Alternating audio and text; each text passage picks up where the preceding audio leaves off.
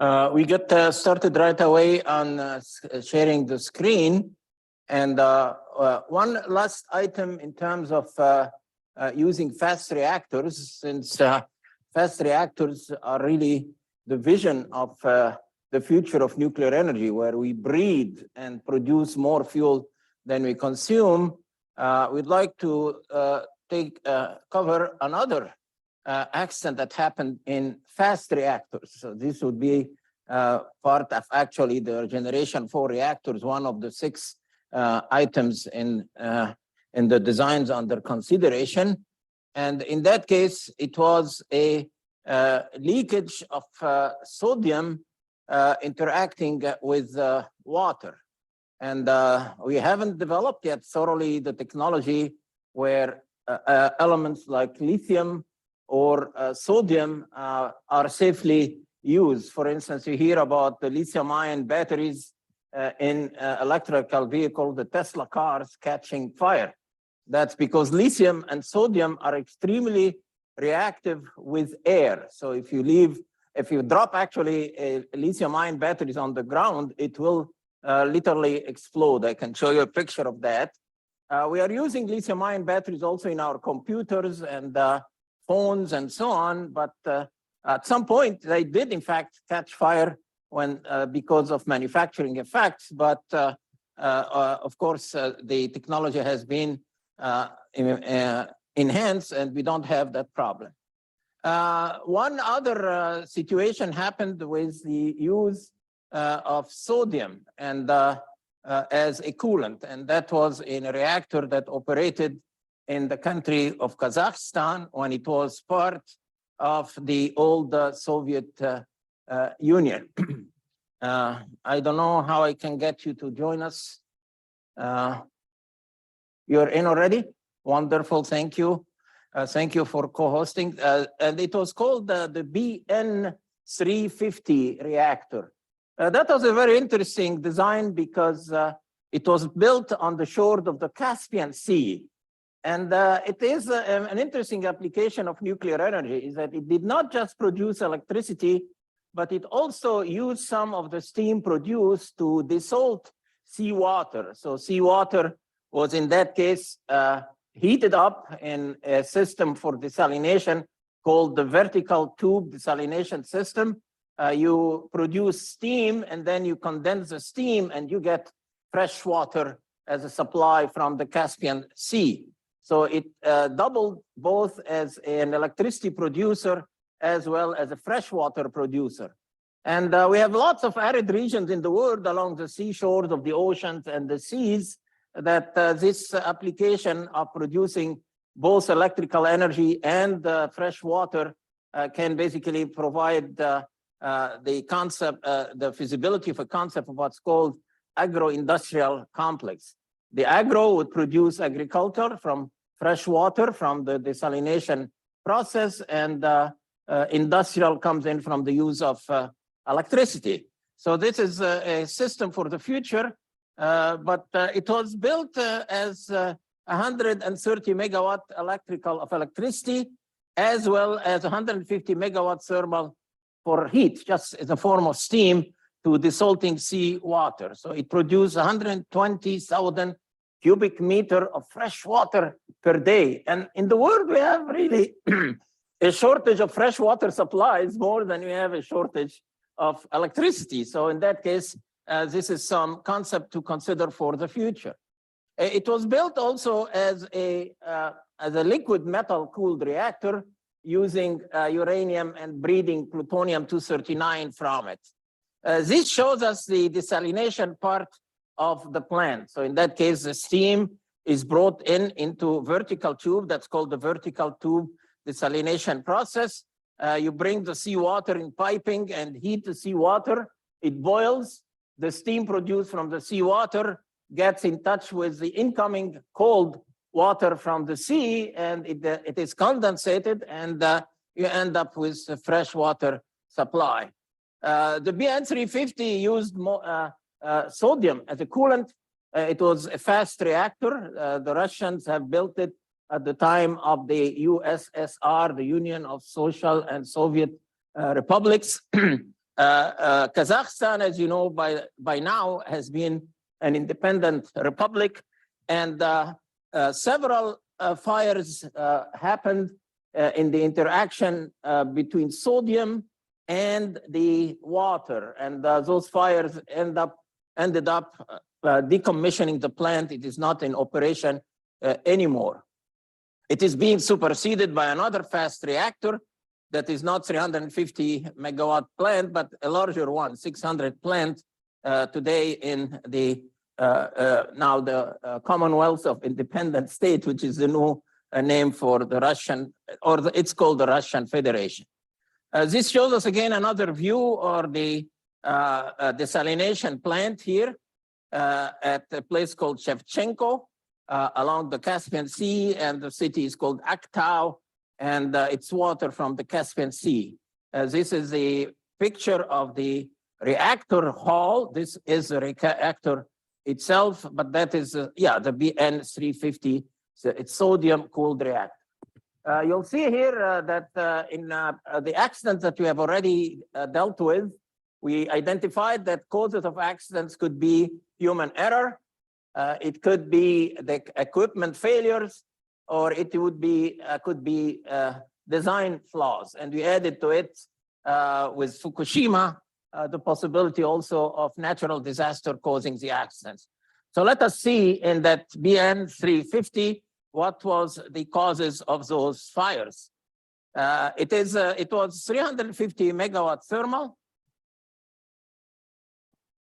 and again in the earlier it is still named Kazakhstan right now, the independent state that became independent from the Soviet Union. And this is the plan of the reactor itself, the plan view of the BN350, and that would be the desalination plant. You see here 1, 2, 3 of those vertical tube operational plant. IHX means heat exchanger, and the reactor would be that part right here in the center of the picture that I have shown you earlier. So how does the plant operate? You have a sodium reactor, a good design, in fact, from the perspective of a fast reactor, immersed in a pool of sodium. A heat exchanger takes the sodium and get it to interact directly with water. They did not implement what you would see in the designs by the French of fast reactors, where you had an intermediate sodium to sodium heat exchanger. They had the sodium directly in that tube here, the steam, they call it the steam generator, which is, of course, sodium from the core interacting with tubing that heated steam. The problem is that in the manufacturing process, they did not do well on the welding of the tubes in the steam generators. So in the welding process, the sodium leaked, and several times they had to deal with the sodium fires. That problem was circumvented in the EBR2 plant that I told you before operated without any accident. In fact, at the city of Idaho Falls in the state of Idaho, in which that ran for about 20 years, really without any flaw whatsoever. And the reason is that when they developed the heat exchangers, they have them double tubes. So they had 2 tubes that separate the water from the sodium. And I invite you to look at the internet and just Google sodium fires, and you'll see some people trying to show you the sodium fire. They take a piece of sodium and throw it in the air, and phew, it immediately flashes into a fire. If you don't believe that, watch some of the fires that happened to Tesla cars or Volt cars that used batteries using lithium-ion batteries. You find that lithium and sodium in the periodic table of the element are in the same column, so they are very active with air. That also, sodium is very reactive with sodium. And they show you, in their chemistry lab, if you had chemistry labs and you need a piece of sodium, sodium, of course, is a metal, At room temperature, it's a solid. You have to heat it before you can use it as a coolant in a nuclear power plant. It does not moderate the neutrons, so they remain fast. And fast neutrons are better at producing more neutrons. So you can absorb those neutrons in uranium-238, produce plutonium-239, and then you end up with more fuel than what you consumed in that case. So you could see here they have two cycles or two circuits. One circuit produces steam here that goes to a turbine, high pressure turbine. It goes to a low pressure turbine and another low pressure turbine here, and this represents the electrical generators. These are the condenser. But part of the stream from the steam generator that you could see here also goes now after exiting from the turbine here, it goes to 1, 2, 3, 4, 5 of those vertical tube here, 1, 2, 3, 4, 5 of those vertical tube desalination units to produce the fresh water. So in that case, we call it a dual purpose plant, both for producing electricity and for producing fresh water supply. It was a unique design, and we can learn from it for the future. But again, it was discontinued because of those frequent fire, and it was really a manufacturing process. This is a diagram of a single loop in the BN350 plant. This would be the core here in a pool of sodium. The sodium is circulated by pumps. It's taken here to the steam generator.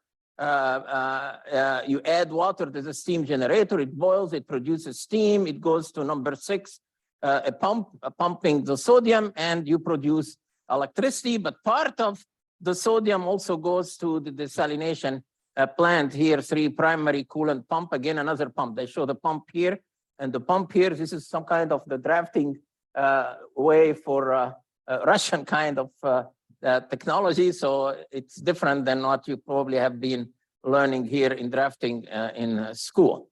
All right, so let us learn more about what should be done in the future to avoid those lithium fire. This is the steam generator detail of the BN350. And you'll find basically that at one, you enter into them steam. You produce superheated steam. You have a sodium inlet at 3, right? Where is 3 here? Here. And you basically you take the steam out to the electrical generators or to the desalination plants. The problem came in this production of steam.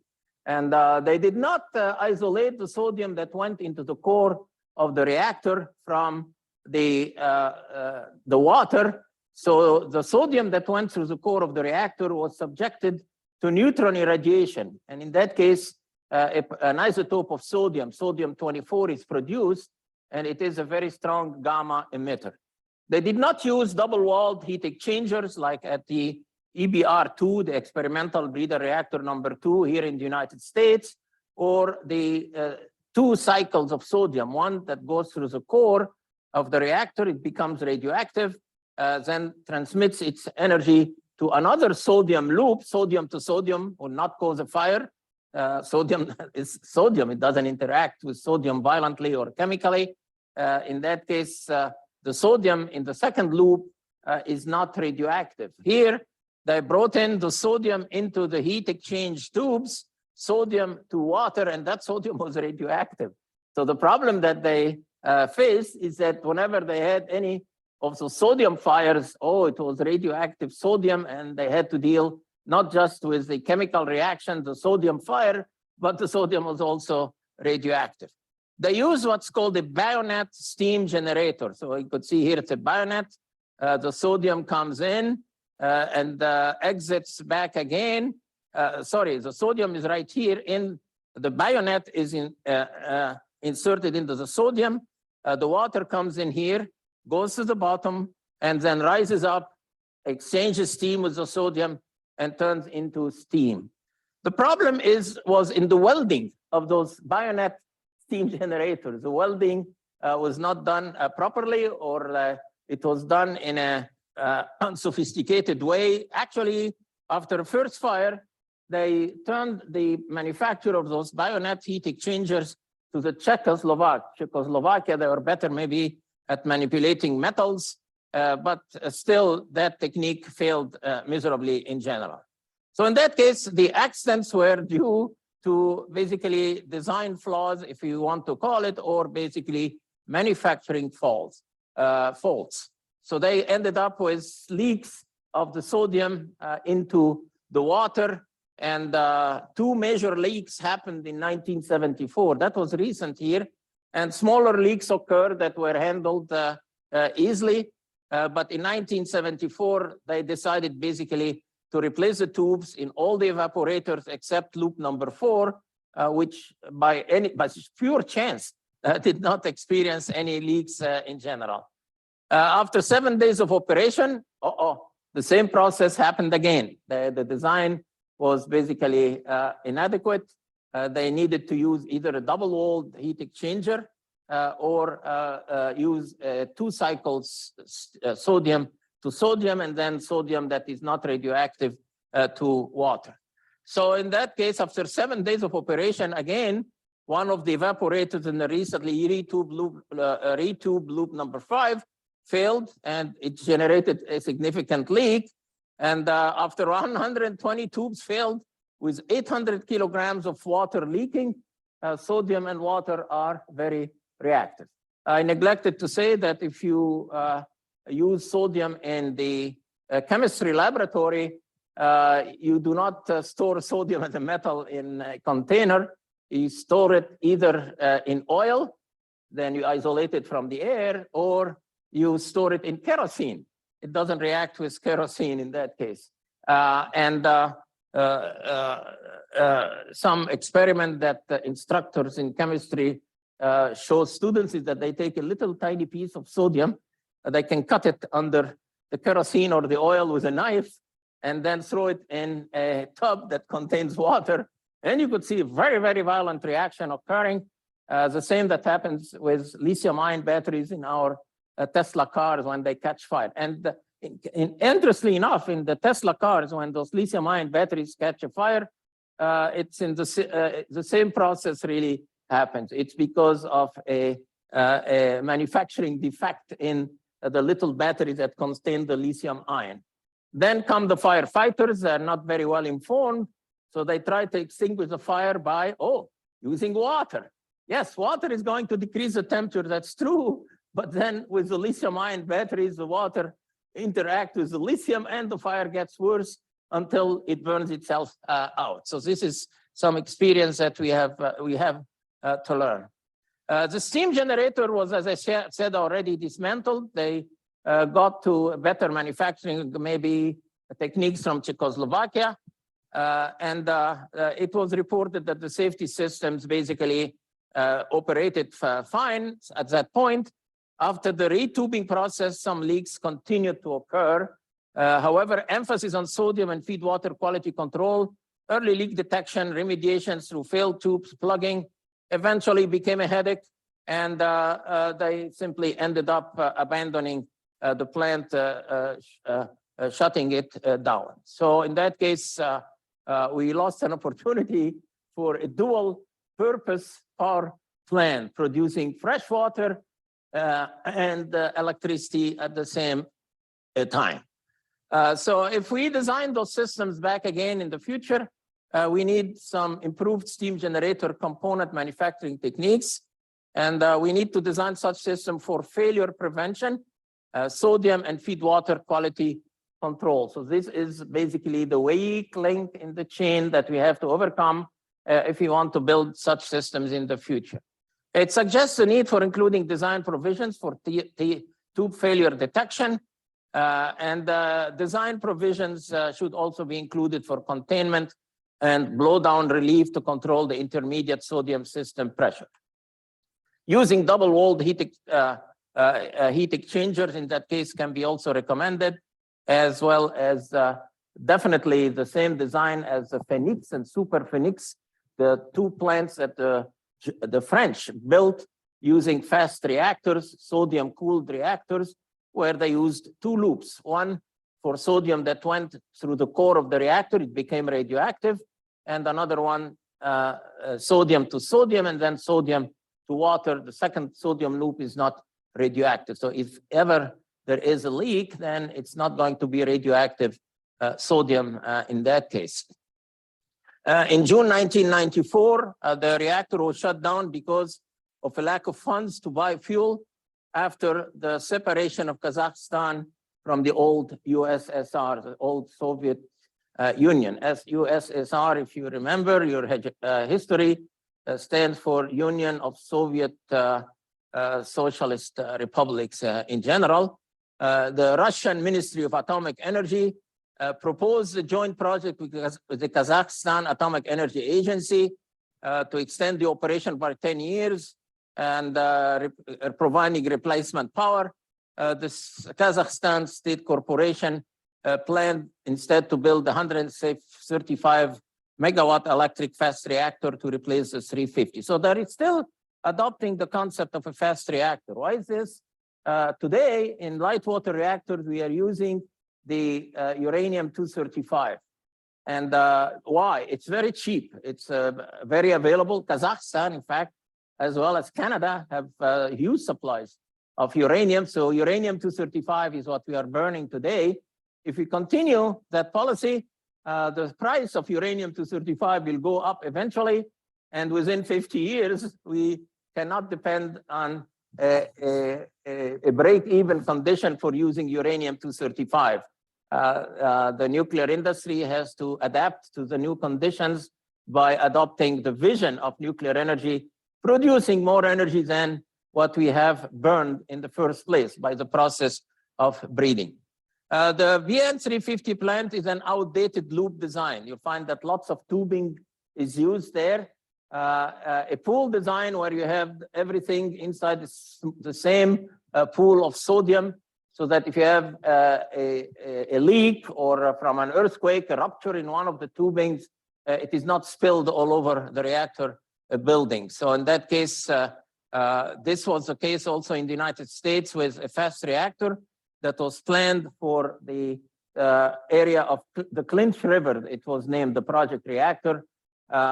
Instead of using the same design as a pool design like the EBR-1 or the EBR-2, they tried to adopt, the company was the Westinghouse company, they tried to adopt the same configuration as light water reactors. The engineering profession came very strongly against them, suggesting those possible kind of leaks from the tubing, and the whole project was abandoned. At some point, basically, modern designs of fast reactors should favor the pool design rather than using all that tubing in the loop design. In that case, you get advanced, enhanced safety features. And so it is doubtful that that reactor that has been mothballed, still is there, sitting there, will be brought back online. I'm going to be asking you in many of the accidents that we are going to cover to identify the equipment failures, the design flaws, and the human errors. Here, there were no human errors, but it was basically primarily a design flaw. And for each accident, you'll find that one of the 4 causes of accidents predominates. Again, I repeat it here. In essence, this is the crux of our course. Accidents in nuclear installations happen first because of human error, second, the design flaws, third, equipment failures, and with Fukushima, we add natural disaster in general. All right, so this is the now the steam generation leak at the BN350 desalination plant. In the accident at the SRE kind of design, remember that reactor used graphite as a moderator and liquid sodium as a coolant. And we did mention that graphite undergoes a very interesting process. Under the radiation by neutrons, the radiation damage happens in the crystal structure of the graphite, which is carbon-12, really graphite. It's used in our pencils. It's not lead pencil, it's a graphite pencil. And in that case, you generate interstitials as well as vacancies in the structure of a good graphite. So let's just, I'll show that again for anybody who was not here when I described this process. So you have here a crystal structure in the graphite, and you start irradiating those graphite nuclei with these neutrons. They're smaller in size. They'll come in here, interact with them, so you can knock out one of those atoms away from this area. So this area becomes now a vacancy. This is what it is named in material science, and this becomes a new atom that has misplaced itself in the lattice, and we call that an interstitial. And in that case, when you move the atoms away from their normal position, you store energy in the system, and the system becomes basically brittle. So you need to restore the unbrittleness in the system by heating the graphite, and basically those interstitials now, because they are heated, get restored back into the vacancies, and the brittleness and the hardening of the graphite is lost. And the energy that is stored in those interstitials is named the Wigner energy, the name of the gentleman who studied it, Wigner energy. And it's very typical for graphite-cooled reactors. If you ever design or build one, you have to take that into account. Why? Because it caused a very major accident that happened in the UK. And that major accident was named the, let me see here, that is the, it should be the Windscale Accident. So that's what we are going to cover in detail today. So let us see what happened in that Windscale accident that we should be aware should not be repeated in our future times in general.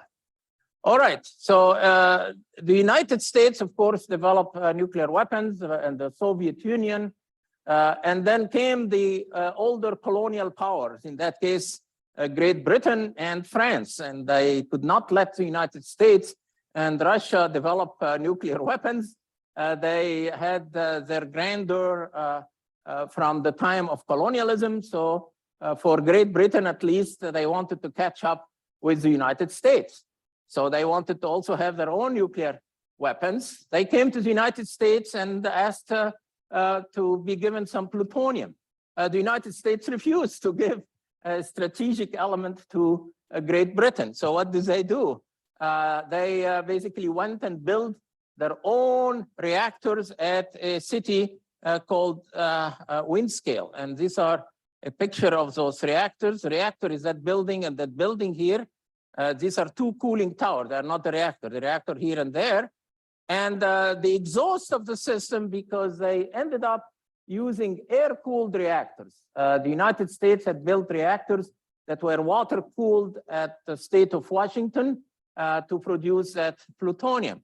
The British used air-cooled system, also using graphite. And these were towers that somehow exhausted the air that was pumped to cool those reactors, and they used it, in fact, to produce also electricity. So they were dual-purpose plants producing both electricity and the plutonium that they wanted to build their nuclear weapons. So let us see the history associated with the technology in general. It happened due to that release of the Wigner energy. At some point, they knew that the Wigner energy has increased in the graphite, so they would worry about the energy releasing itself and igniting the graphite. It would catch fire. Why? Because they are cooling the graphite with air. So oxygen was being pumped into it. So how do they get rid of those interstitials? They anneal the graphite. And the annealing is something that you have learned maybe in material science. When you cold roll steel, maybe you turn it into sheets or piping, you generate the same situation, embrittlement by creating cracks in the crystal structure of the steel. And what do you do to release the hardening? You anneal it. Anneal it meaning that you heat it up and that heating would return those interstitial back to their original position. So the British tried to anneal their graphite. So how do they heat the graphite? Oh, they heated it with using nuclear energy from the reactor itself. So they operated the reactor at a higher temperature, hoping to get rid of that Wigner energy. And basically, Wigner energy is typical in graphite moderated reactors, and the neutron irradiation would displace atoms from their position, as I suggested, creating radiation damage in the form of vacancies and interstitial. I gave you a diagram for this, and that's all we need to learn about it for now.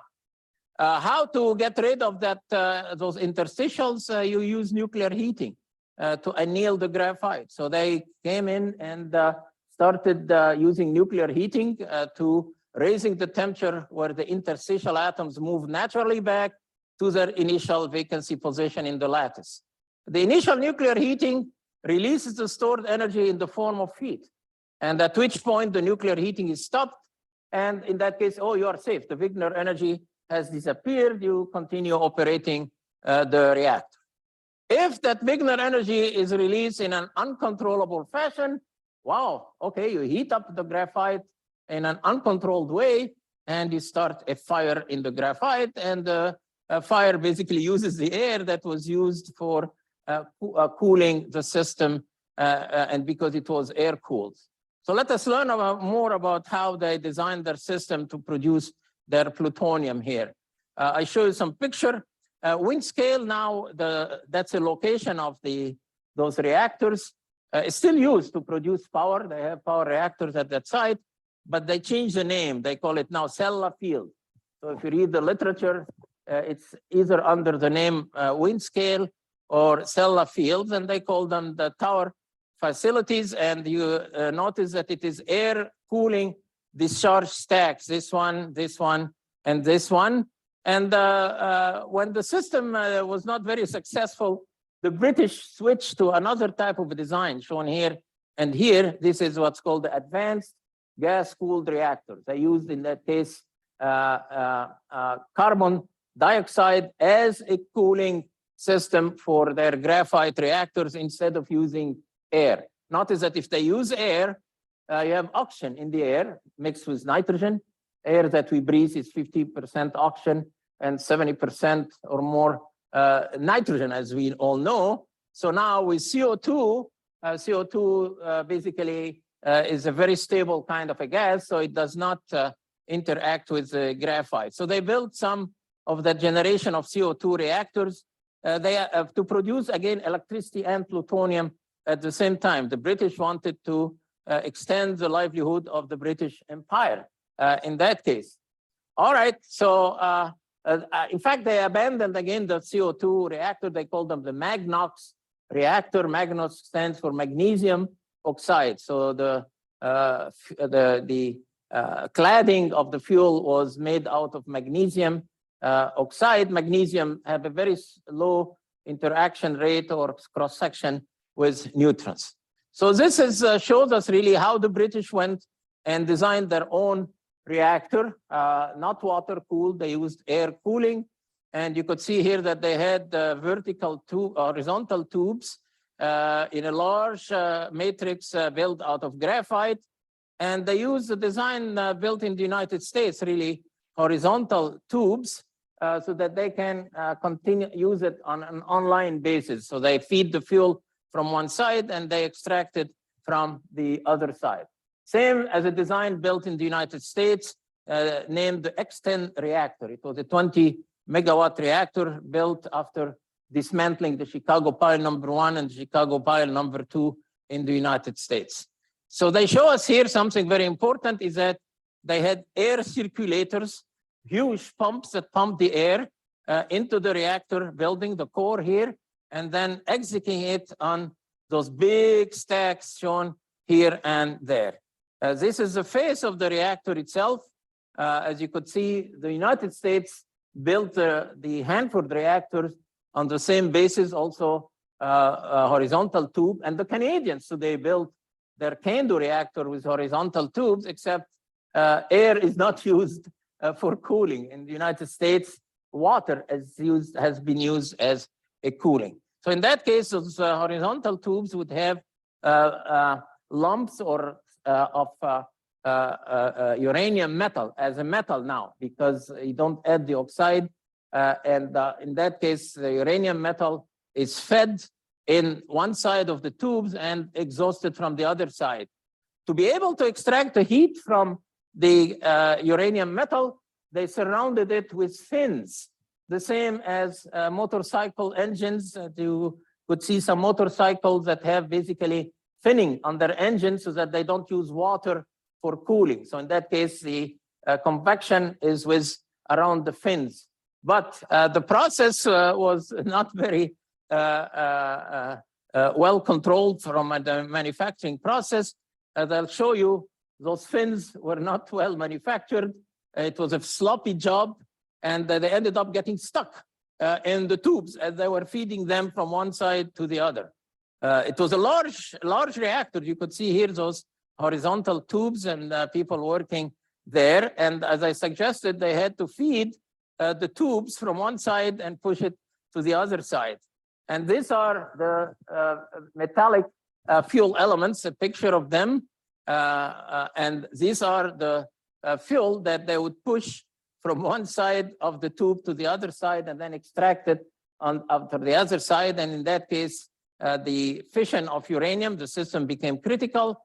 And with the uranium metal, it produced their plutonium. So they extracted it for their weapons, and they competed with the United States and Russia and France, and they remained as a great colonial power that they always want to be. Remember, the British Navy controlled the whole world at some point in history. Now, I would like to bring to your attention these are all unirradiated fins, because when they're irradiated, they have to be stored underwater because they will be very highly radioactive, the uranium and the plutonium in that case.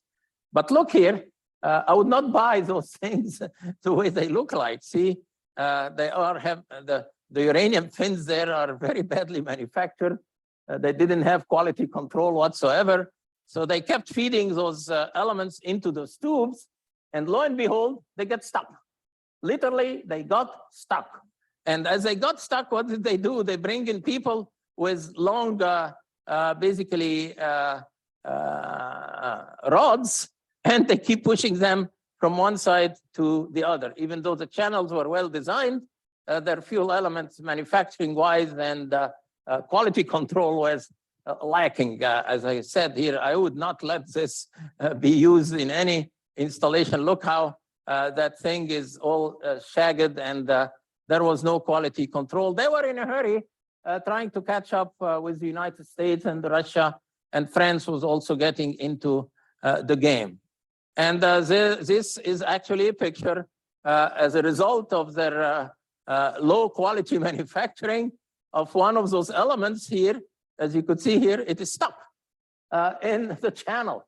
So what do? They try either to pull it out or to push it in to the other side. And that is not really a good practice in any kind of manufacturing whatsoever. In the same way as the existing can-do reactors that the Canadians use, in that case, bundles of uranium dioxide clad in zirconium or zircaloy. They basically load the fuel from one side to the other side. So in that case, you have an online fueling machine that pushes those bundles from one side to the other.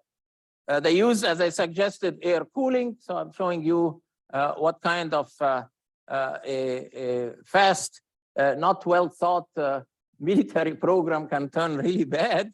They had to exhaust the air. You see here, air duct. They used air cooling, cooled the core, the graphite, and the heat produced, and they simply exhausted through the chimney.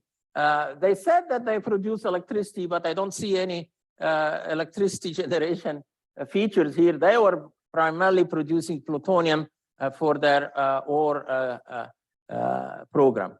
And here is the picture that tells us the rest of the story. I have shown you here in that picture one of those stuck fuel elements, the badly manufactured fuel elements here or ragged.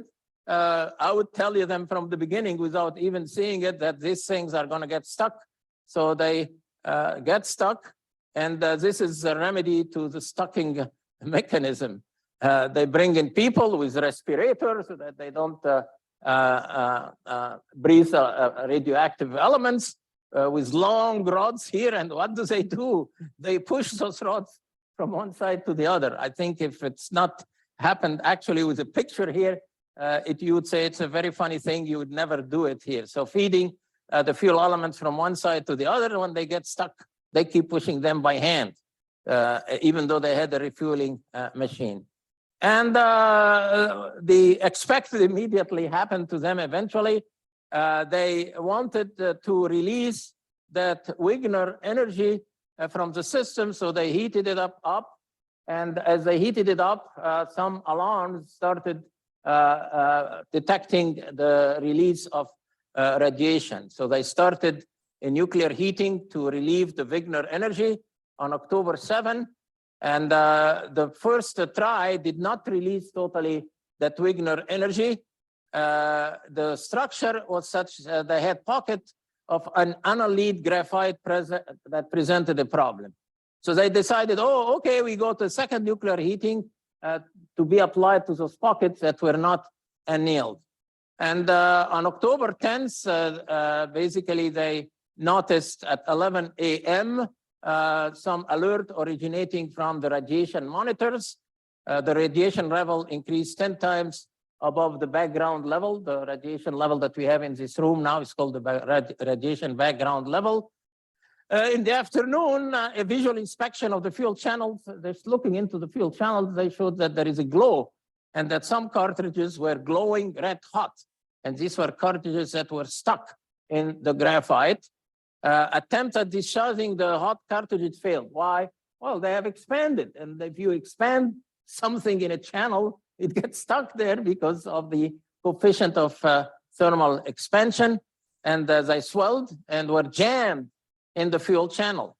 During the night, they tried to cool the pile with carbon dioxide. Obviously, it failed. There was a fear initially of using water. Why? Because if you use water on graphite, graphite is carbon, and it's very hot. So you pour water on graphite and you produce steam, and then the steam can dissociate into hydrogen and oxygen because they fear the generation of carbon monoxide and hydrogen. And this is called basically, it's a gas that was used to light the streets of London beyond the Middle Ages at the beginning of the Industrial Revolution. So the carbon interact with steam, producing carbon monoxide and hydrogen. And this, in that case, it's a mixture of two gases. Carbon monoxide and hydrogen can interact with oxygen and cause a fire. So in that case, it can also even cause an explosion. So they did not use water to try to cool the graphite. All attempts at cooling the reactor by any other means failed, and they decided, oh, well, radiation started leaking, spreading to the environment around Sellafield, which is the earlier name for Windscale, the new name for Windscale, the town nearby. They evacuated people, and the release of radioactivity started with tellurium 208, and then tellurium decays into iodine-131. Iodine-131 was released to the environment. It gets on plants, and then cows graze on the plants. If the cow grazed on the plants, the iodine ended up in their milk and their meat, obviously, too. And when humans drink the milk, the iodine-131 seeks our thyroid gland. So they evacuated the people around it, and it became a national emergency. When they failed in using the carbon dioxide, they basically had no choice to cool the reactor other than using water. Using water did, in fact, generate some carbon monoxide and hydrogen, which are both explosive. But in that case, they stopped the chain reaction, and they were able to shut down the plant. The causes of the accident, basically, was that the second nuclear heating was applied too rapidly. They did not do it in a controlled fashion. They wanted to put the reactor back in operation. And one of those cartridges that I've shown you that are so badly manufactured simply exploded. It exploded, so the chunks of uranium are all over the place. Hot uranium interact with the air cooling in general. And the graphite itself started burning with the air that was used to cool the system, even though they used carbon dioxide for a while. And the graphite moderator now started catching fire. So it was a whole fire in the reactor. By October 10th, 150 channels containing about 8 metric tons of uranium, metallic uranium in that case, fuel, were on fire. They tried to put in a fire break and they failed. Luckily, one gentleman, a scientist in the group there, suggested that they must add to their reactor those towers there with filters, and it was Sir Cockcroft, I think, yeah, his name was Cockcroft, that they add on top of those towers here, and there, as you could see here, filters to filter out any fission products that were produced from a typical accident. So he predicted that that could happen. And they criticized Mr. Cockcroft, and they called the whole process a Cockcroft folly.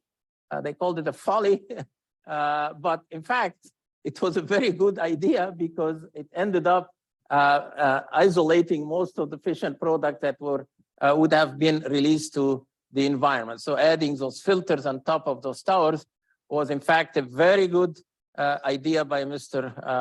Cockcroft. And Cockcroft and Walton, if you read your physics experiments, were the designers of an accelerator machine. We call it the Cockcroft-Walton machine. So Sir Walton may have saved the lives of many people by his suggestion. So in that case, that was the first case of graphite catching fire caused by the Wigner energy release. Okay, did we learn the lesson? No, because Chernobyl was a reactor also built with graphite core with light water now instead of the air as a coolant. And the graphite, in fact, at Chernobyl also caught fire. And unfortunately, the lessons from the Sellafield or Windscale accident were not learned. All right, so what happened there? The radioactive release was very significant. They released about 20,000 curies. Curie is a unit of activity. It corresponds to 3.7 10 to the 10th becquerel. This is another unit for activity. I'll write that for use later on. However, those filters, the Cockcroft filters, held about 50% of the radioactivity in strontium-90, cesium-137 in the chapter on the source term. We described that in more detail. And many of the volatile krypton, xenon, and iodine-131. And it was Sir John Cockcroft idea, and they called it, as I said, the Cockcroft follies in general. Milk supplies were monitored, and cows were kept indoors so that they don't graze on the radioactive iodine.